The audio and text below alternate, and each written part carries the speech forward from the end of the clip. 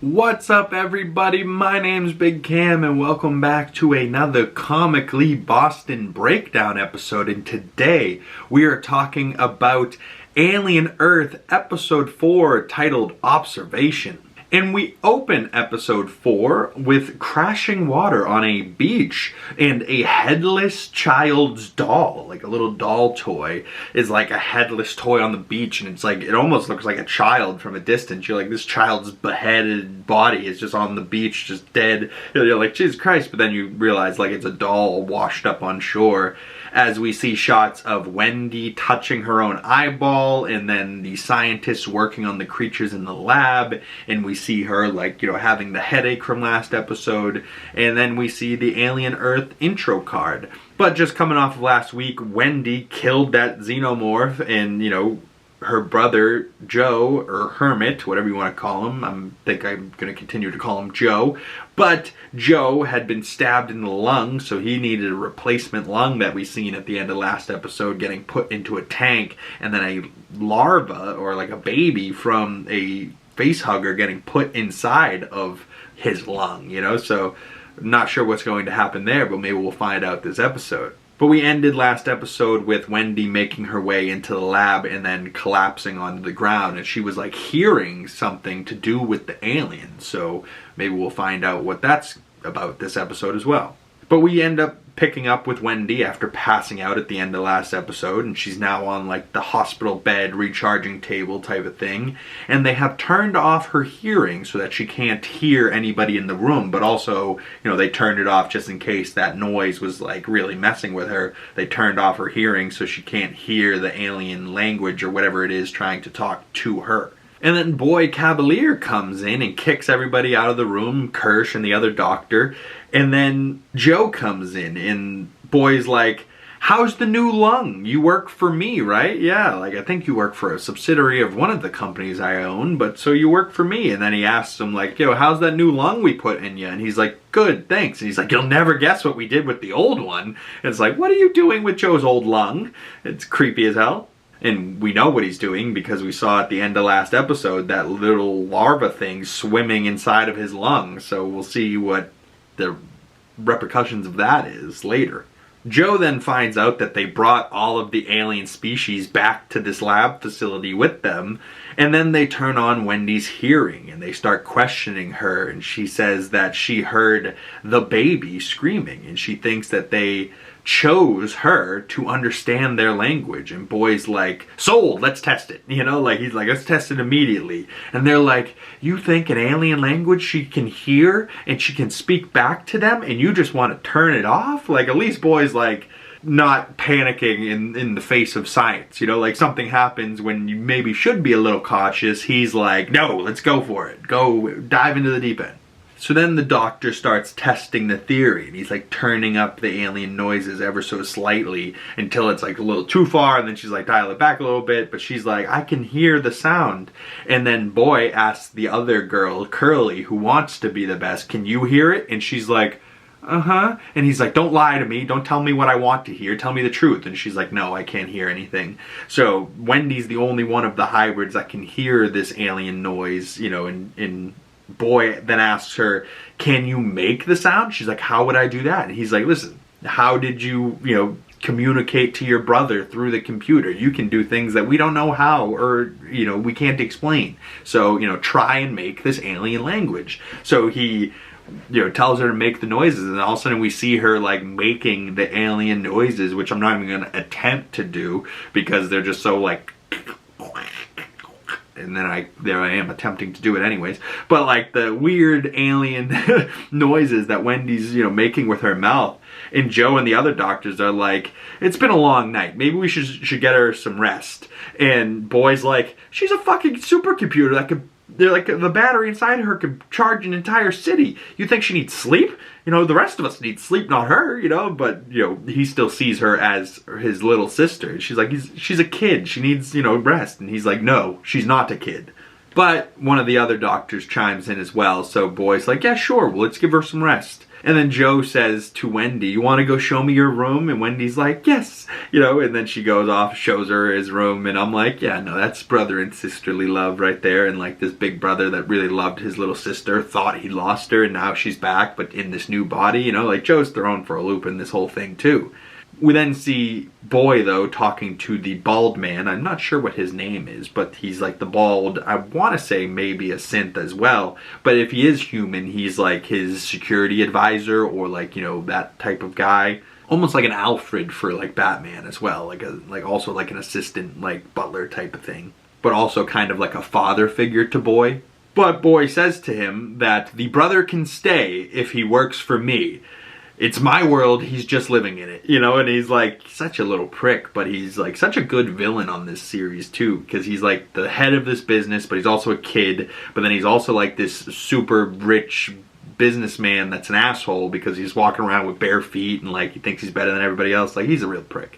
So Wendy takes Joe to see her room, and Joe sees her drawings of him on the walls, and she's got a bunch of different drawings, and her bed is more of like a charging station than a bed, but she doesn't really sleep anymore, not really. And Wendy asks if you're mad at me because you had to go to a cemetery for me, meaning like you had to go to that funeral for me and you thought I was dead type of shit, and she's trying to have this conversation. And he says he's not mad at her, he's mad at them because they wouldn't let him see her when they were in the hospital, like her or her father. He wasn't allowed to see when they were in the hospital. But he says he's here now, and they watch Ice Age together in her room, and they hug on her bed, and they're watching Ice Age together again, and Ice Age again comes back into this series. There was like a meme going around on Twitter, this is a real frame from Alien Earth, and it was like a cross-dissolve, which they've been using the dissolve transition a lot in this series, and it's been bringing you some kind of crazy and creepy shots, but also like very moody and like, it's been really good so far. I've liked what they've done with this Alien Earth. We then hear Boy reading Peter Pan over the loudspeaker and explaining Neverland, and as we see shots of Slightly in the chip that Morrow put into his neck that I missed last episode, but he actually like, took like his fingernail or something and like put it onto Slightly so that it like dissolved into his neck, so that Morrow, that's how he's like communicating with Slightly in his head. And then we see Slightly walk off into like the middle of nowhere, and he's like sitting on this rock so Morrow and him can talk about stealing an egg back for him. And Morrow's like, listen, you stole from me, I just want to steal it back. Is that wrong? And he's trying to like, question right or wrong with a kid, and kids don't know these complex answers, like he's just trying to get him to be on his side as easily as possible. And then Morrow tells him his real name of Kumi Morrow, and Slightly then tells him his real name of Arush Singh, which was definitely a bad move. We then see when Slightly gets back, Kirsch is in his room, and Kirsch asks him, do you know what these monkey symbols are on the wall? And we see like 3 different monkeys. One of them's covering his eyes, one of them's covering his ears, one of them covering his mouth. And this is like an old Buddhist cultural like statue painting type of thing, or maybe just like, some type of like reference that's cultural and prevalent. And this monkey thing means hear no evil, see no evil, speak no evil. And then he's like sitting there, talking to Slightly, and Slightly's like, is this a test? And Kirsch says, that's what being an adult is, a constant test. And then he's like, if I did something to your friends, what would you do? And he goes, protect my friends. And he's like, good. And Kirsch walks away. So he's like, Morrow's testing Slightly in his like brain power, and Kirsch is testing him as well, as to see where this like, loyalty lies. We then see a goat with electrodes on its head, and originally from the trailers I thought they were horns, but they're actually little like electrodes, and this is like a scientific test, and this is like a glass box that they put this goat into. And then they release the eyeball octopus alien thing that we saw a couple episodes rip apart a cat, We then see it crawl out into this glass container, and it attacks the goat and removes the goat's eyeball from its eye socket, and then embeds itself in the goat's eyeball, and then starts like puppeting the goat, like taking over its body. And the goat goes up on its hind legs, and then when it drops back down to all fours, the eyeball that was the goat's original eye drops out of socket and falls onto the floor. And you're just like, gross,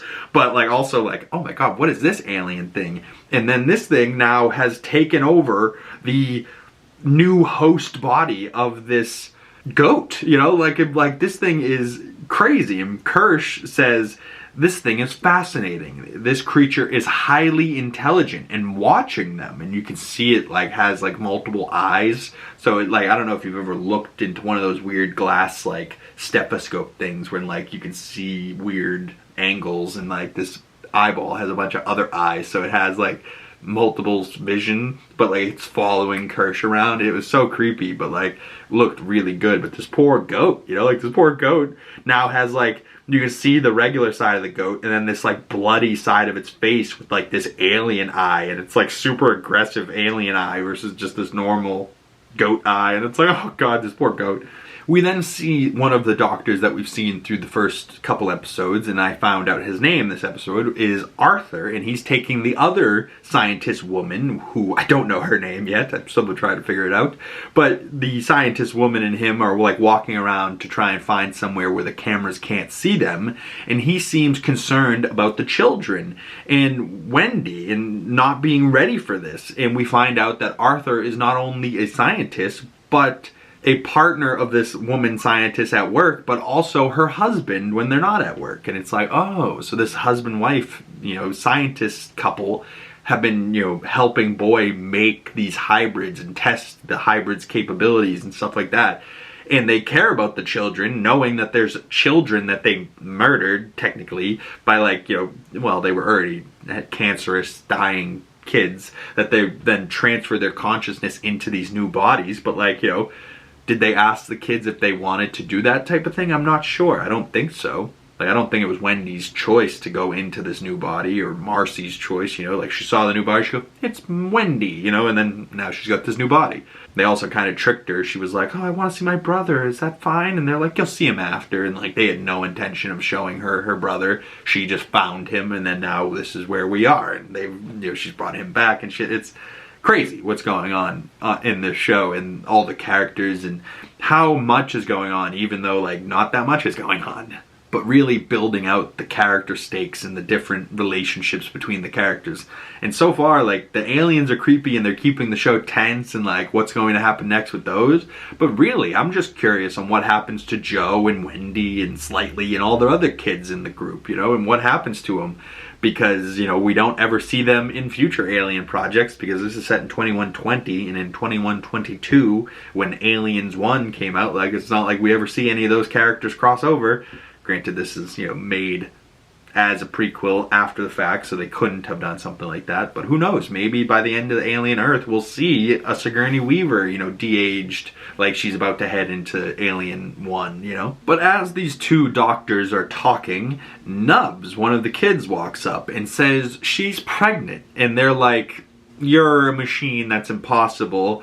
And she's like, what are you talking about? I can get pregnant. And, you know, and I'm sitting there like, I wonder if maybe like that alien weird eyeball thing, or maybe a xenomorph implanted something inside her. Like, and she really does feel something inside her, or she's just losing her mind type of shit. And which both could be a possibility, I guess.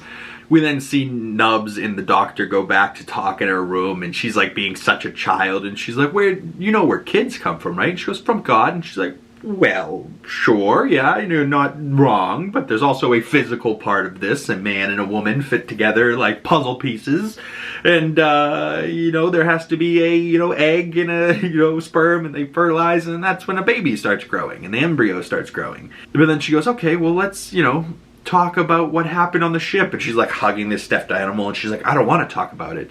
And then the doc, you know, starts to bring it up and keeps talking about it, and the Nubs girl jumps on top of her and says, I don't want to talk about it. And she's like an inch away from this doctor's face. She's like, okay, you know, it scares the shit out of her. And then she like, plays it cool so that Nubs doesn't freak out or anything like that. And then she calls security for backup, to her room and says, bring her back to her room, lock her in, and tell them that it's a level 3 event. And I was like, ooh, level 3 meaning what? Like this hybrid is highly capable of hurting somebody and got a little aggressive and now they need to lock them down type of thing. But then also like, what is level 2? What is level 1? Like I was curious. I'm like, what does level 3 mean? Interesting.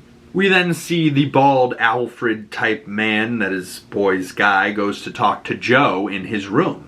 And he goes to talk to him about his employment with the company. It gets a little feisty at first, and he's like, well, you had new lung, if you'd like to quit, it would cost you quite a bit, and we'll just send you the bill for that lung. But if you stay and you'd like to work it off, you could work off that lung, and you could continue to see your sister, right? So Joe's like, fuck, I can't necessarily quit as what like I wanted to, and he's like, when do I get to bring her home? And the guy's like, listen, there is no world and no possible outcome of this where you get to take her home. Like, she is a property of Prodigy Corporation, and she is no longer a human being. She is a machine. She is their property. She is built, not a born. We then see Joe goes to see the other surviving members of his team, and I think his little girlfriend might still be alive, and they're like working for Prodigy now down there.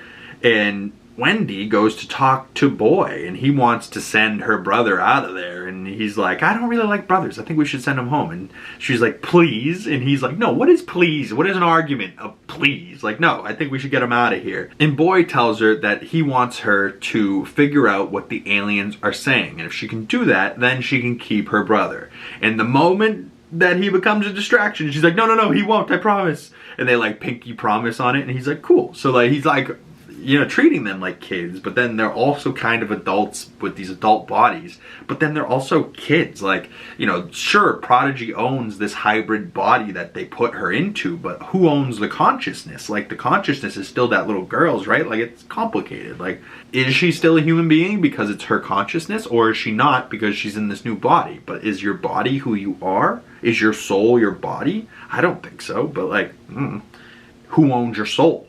The devil. We then see Toodles in the lab is talking to Kirsch, and he's like, I would like a real name. I've been studying math and science, I've been in the lab, I've been helping you. I think a real man deserves a real name. And he's like, well, Toodles is a real name. He goes, well, what name were you thinking of? And he says, why don't we make my real name Isaac after, and he goes, after Isaac Newton? And he says, yes. And he goes, I think that works. Yes, I think that's right. And so Kirsch is here for Toodles' new name, which is just like, the poor kid couldn't go by Toodles the whole show. So Isaac is Toodles' new name. So that's who we're talking about when I say Isaac. We then see Slightly is like trying to walk into the lab, but Isaac, now with his new name, tells Slightly, oh, Isaac's my new name. And Slightly's like, we can do that? And he goes, I don't know if we can, but I did, He's like, I've been helping Kirsch out in the lab, learning things. And Slightly is like trying to tiptoe in. They had to steal an egg for Morrow, and Isaac's looking at him like real suspicious, like, what the hell are you up to? So he bails on it, and Slightly goes to tell Morrow that he can't help him, and he's like, can't or won't? He's like, won't, so won't, you won't help me.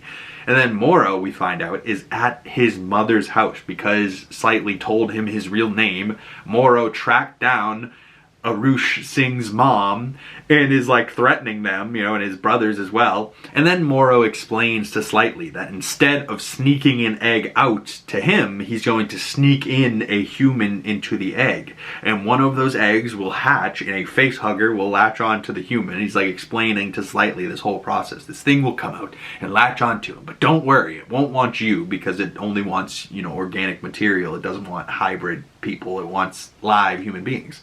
And then once the person has the face hugger latched onto him, they'll have to hide this person for a couple of days. And he's like, okay, I think I could do this.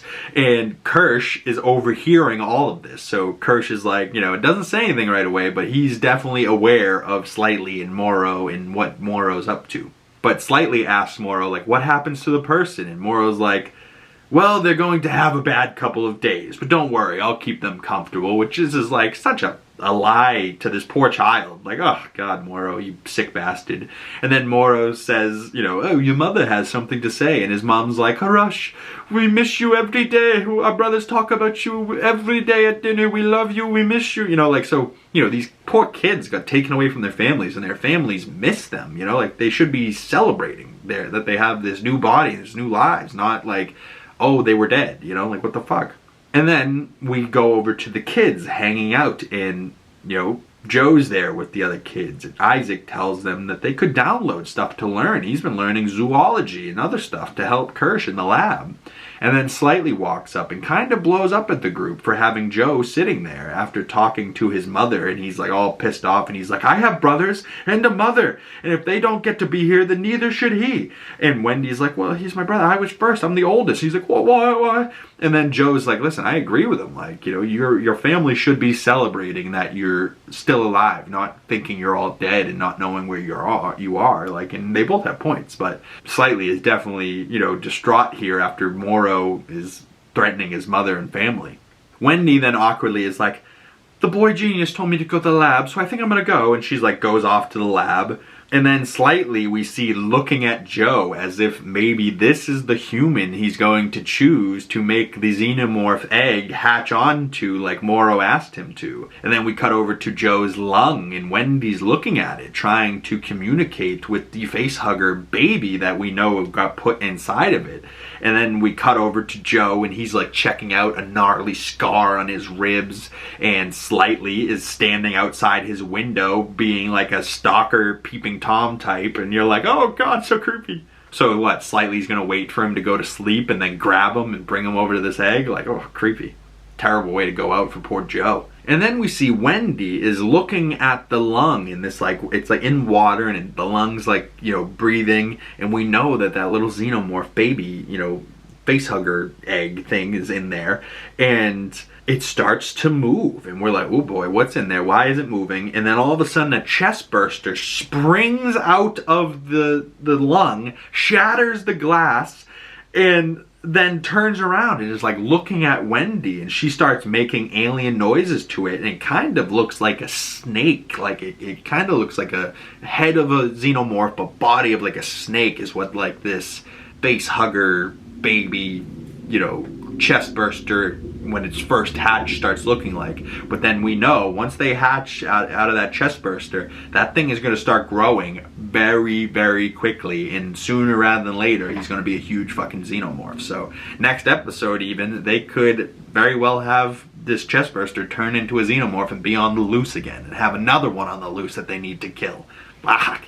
But so the snake's like looking at Wendy, and she like pets it as she starts to make the alien noises, and it starts then squawking alien noises, and she just kind of looks up to it listening as if maybe it's telling her something and she's understanding them.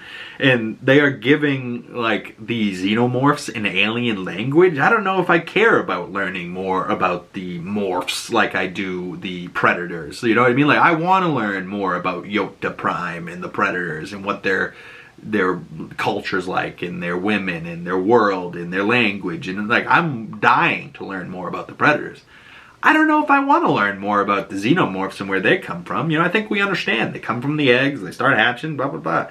But what somebody else pointed out online, you know, and I saw going around Twitter, with the way that Wendy is like on the edge of this table and like looking up at this snake, you know, chest burster, and like she's not getting attacked, and like it's talking to her, it seems like maybe this is the new alien queen, you know, like maybe Wendy is the alien queen and the only thing that can control the aliens type of thing. I don't see that working out, you know. I don't see like the aliens being like, you know, and listening to her, and then all of a sudden, you know, like she's attack aliens, you know, like she's using them as weapons to attack against her foes, you know. I don't see that being what happens, but I mean, it could. I don't know. I don't know what's going to happen. How many more episodes of this do we got? 8, I think. So, or is this 10 episode season? So then we would have 6 more episodes, but we could be approaching the halfway point, either with this episode or the next one. And as far as the first 4 episodes go, I think Alien Earth has been very good, and it has been wild and crazy, and like, I can't wait to see the next episode. And it's got a good vibe to it. Like, it's got that, like, that tension to it and the spookiness where it's like, oh boy, what's gonna happen? Is something going to escape and kill me? You know, like that poor goat, what's the deal with that alien? You know, and like, we still haven't really seen much of the other 3 species, right? Like, we've only really seen the xenomorphs and that weird alien octopus looking thing is what I've been calling it. I'm sure it has a name, but that alien octopus thing doesn't deserve to make me learn its name because it's too creepy. But there's still 3 other species that they somehow contained, or is there somewhere? I don't know, but when are they going to get loose? And if they're going to get loose, what happens? Because that's going to be a problem, you know? Like, is Prodigy City going to have to nuke itself to, like, contain this outbreak? I don't know. But comment below your thoughts on Alien Earth so far through 4 episodes. And if you're excited for episode 5 and the rest of this season, where do you think we're heading? And if we do end up ending this season out, does it end up heading into a season 2 of Alien Earth, or does it kind of just end and head into Alien 1, you know, with 21-22 being just 2 years later after this series? I don't know. I really don't know. But so far, Wendy, Joe, I mean, even Morrow slightly, Boy Cavalier, you know, with Kirsch, you know, the cast has been really good, and I really, you know, am enjoying these characters and the creepiness of these characters and not knowing if they're going to turn on each other or be here for each other or just get attacked by an alien. You know, you just don't know what's going on with this show, and it's keeping me on my edge of my seat and on my toes, and it's fun to have a show where you don't necessarily know even in the slightest where it's heading, you know, and you're just kind of watching it every week blind, just kind of like, all right, what happens next? Let's go for it, you know. Where, like, Peacemaker, I kind of have some type of idea, even though I don't really know what's going on with that. I have in the back of my head, all right, James Gunn's going to be building towards something, you know, Superman might show up. If he doesn't, not the biggest deal. This is now still set in the new DCU with Superman and the Justice Gang and Supergirl all out there. And, you know, Peacemaker could cross over with them. He doesn't necessarily need to, but it looks like some multiverse shenanigans are going on with that. So stay tuned for Friday for a breakdown episode of Peacemaker Season 2. And stay tuned for Monday, Weekly Nerdy News, when those come out. And then Wednesday, when Episode 5 of Alien Earth will come out. So more videos coming your way. Thank you guys so much for sticking around this long in the video. If you made it this far, please consider following my other social medias. Links in the description below. Once again, thank you guys so much for coming on by. My name is Big Cam. If you want to support the channel, the best way to do that is liking this video, commenting down in the comment section below, subscribing if you haven't already, and make sure you hit that bell so you get notifications when the next Alien Earth video breakdown comes out, and you don't want to miss future content. So hitting that bell is the best way to get the notifications so you know when that stuff comes out. Once again, my name is Big Cam. Thank you guys so much for coming on by, and I will see you beautiful people in the next one. Peace.